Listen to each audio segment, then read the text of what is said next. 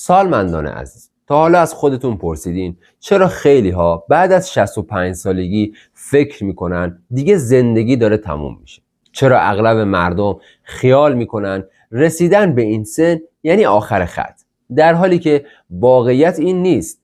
بدن انسان طوری ساخته شده که میتونه خیلی راحت بیشتر از 100 سال عمر کنه. یعنی چی؟ یعنی توی 65 سالگی تازه وارد نیمه دوم زندگیتون میشین. یعنی قلبتون، مغزتون هنوز میتونه سلولهای جدیدی بسازه. عضلاتتون حتی میتونن قوی‌تر از دوران 40 سالگیتون بشن.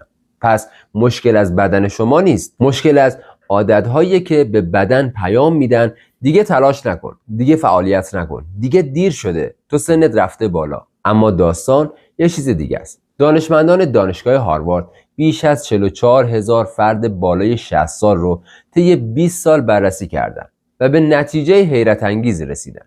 کسانی که فقط 6 عادت ساده صبحگاهی رو رعایت می‌کردن تا 30 سال بیشتر عمر می‌کردن. حافظه قوی‌تری داشتن و پاهاشون نیرومندتر بود و نشونه‌های کمتری از پیری در اونها دیده میشد. 30 سال بیشتر، نه با قرص‌های گرون قیمت، نه با درمان‌های عجیب و غریب، فقط با اینکه روزشون رو درست شروع می‌کردن. واقعیت اینه که بدن ما هر صبح که بیدار میشه منتظر یه دستور شروعه. همون 60 دقیقه اول بعد از بیدار شدن تعیین میکنه که سلول‌ها شروع به ترمیم کنن یا تخریب بشن. اگه صبح رو با قند زیاد، استرس یا بی‌تحرکی شروع کنین، بدن فکر میکنه اوضاع خطرناکه و حالت دفاعی میگیره، یعنی ترمیم رو یه جورایی متوقف میکنه. اما اگه روزتون رو درست شروع کنین، بدنتون یه جور کلید طول عمر رو فعال میکنه، رگ‌ها رو سالم نگه میداره، عضلات رو قوی‌تر میکنه و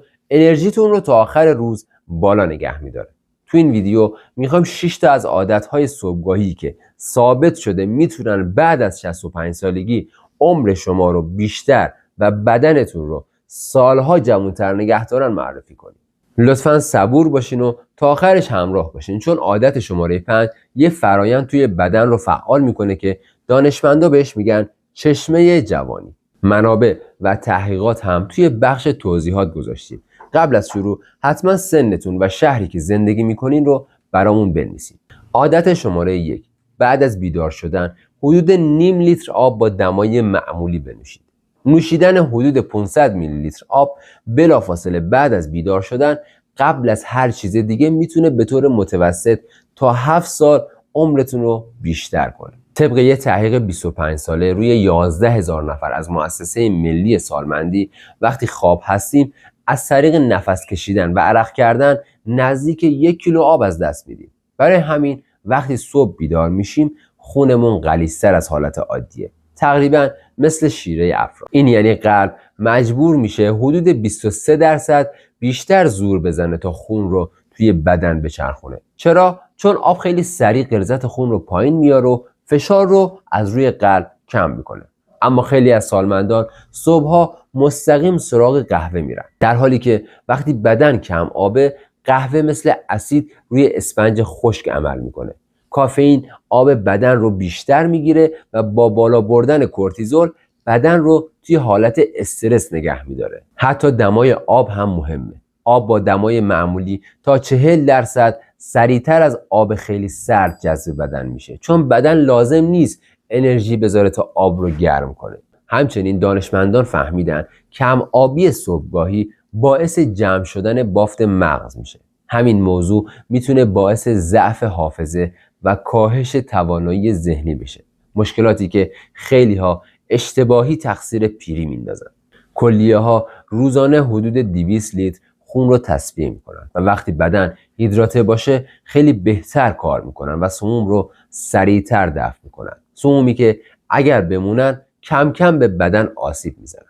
بهترین نوع آب ساده، نه گازدار و نه طعمدار. فقط یادتون باشه آب رو حدود 30 دقیقه قبل از صبحونه بخورید تا خوب جذب بشه و موقع غذا خوردن اسید معده رو بیخود رقیق نکنه. هرچی سنمون بالاتر میره حس تشنگی ضعیفتر میشه. یعنی وقتی تشنمون میشه معمولا خیلی وقته که بدنمون کم آبه. و حالا نکته مهمی که از عادت بعدی اگه همراه با این عادت انجام بشه اثرش چند برابر میشه.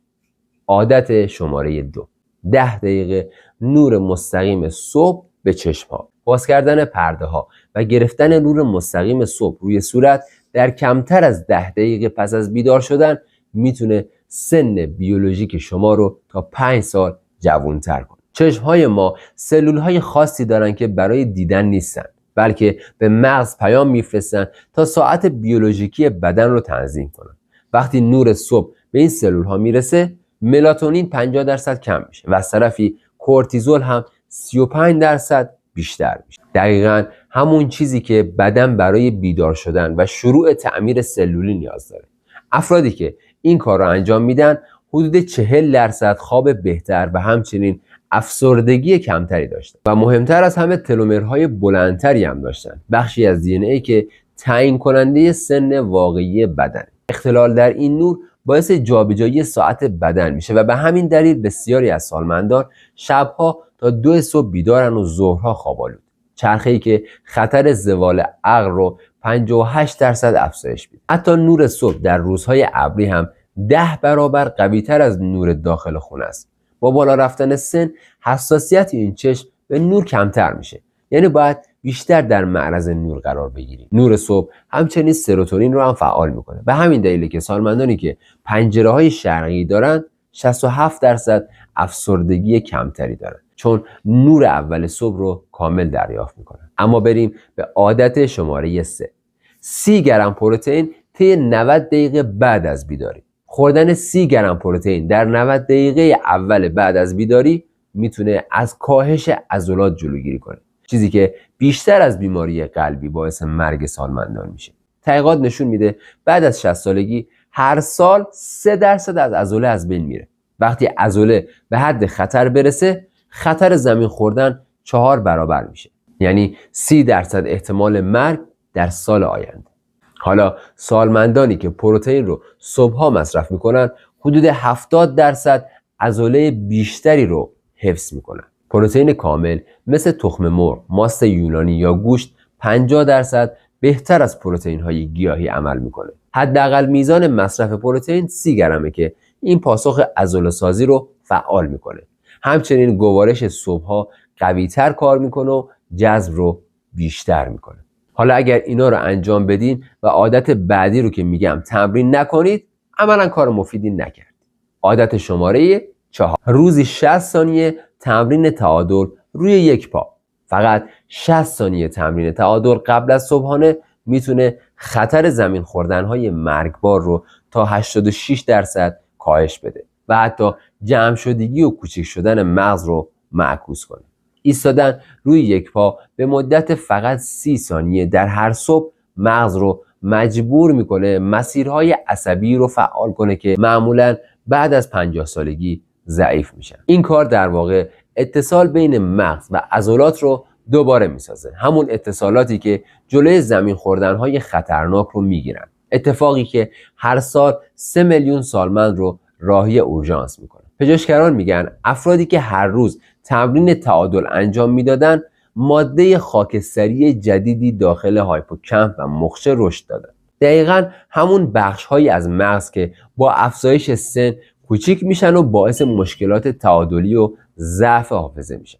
این تحقیق نشون داده کسایی که حتی نمیتونن 10 ثانیه روی یک پا بایستن طی 7 سال آینده 84% بیشتر در خطر سکته یا مرگ هستن. این تست حتی از اندازه‌گیری کلسترول یا فشار خون شاخص دقیق تری برای پیش بینی مرگه.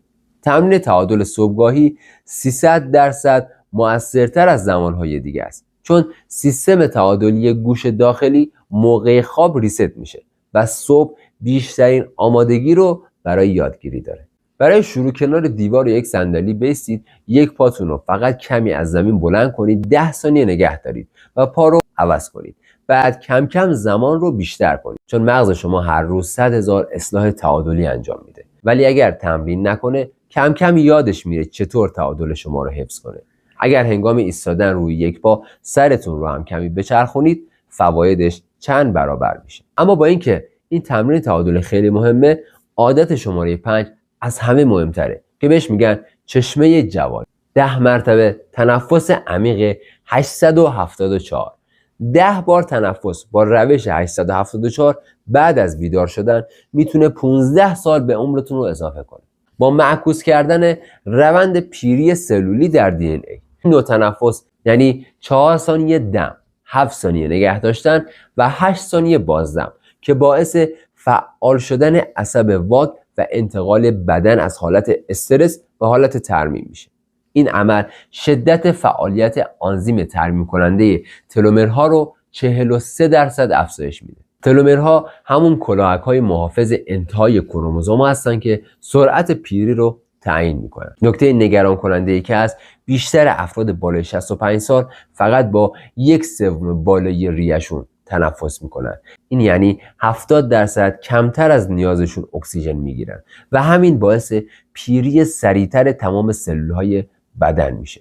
این روش یکی از سنت‌های قدیمی ژاپنه که طی چندین ساله که داره انجام میشه و بررسی‌ها نشون داده افراد سالم بالای 100 سال در ژاپن تلومرهایی دارن که شبیه افراد 30 سال است. دم 7 ثانیه‌ای باعث جذب حداکثری اکسیژن و بازدم 8 ثانیه‌ای باعث خروج کامل دی اکسید کربن میشه که جلوی اسیدی شدن بدن و آسیب به بافت‌ها رو میگیره.